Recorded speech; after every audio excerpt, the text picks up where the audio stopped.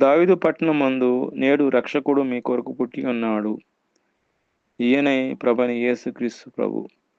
లూకా రాసిన సువార్త 2వ అధ్యాయం 11వ వచనంలో. ఇక్కడ మనం వాక్యం చూసినట్టయితే, దావీదు పట్టణమందు నేడు రక్షకుడు మీ కొరకు పుట్టి ఉన్నాడనంటే దీనికి అర్థం ఏందంటే, ఈరోజు ఎవరైతే యేసుక్రీస్తు ప్రభుని సొంత రక్షకుడిగా అంగీకరిస్తారో, వాళ్ళ హృదయంలోకి రావడానికి ఆయన సిద్ధంగా ఉన్నాడు. ఆయన ప్రతిదినం సిద్ధంగానే ఉన్నాడు. ఆయన ఎవరు కూడా నశించిపోవడానికి ఆయనకిష్టం లేదు. ప్రభువుకి ఇష్టం లేదు. కాబట్టి నేడు అనగా ఈరోజు, ఈరోజు ఆ ప్రభువుని ఎవరైతే నమ్ముతారో, ఎవరైతే ఆయన హృదయంలోకి చేర్చుకుంటారో వాళ్ళకి ఈరోజే క్రిస్మస్.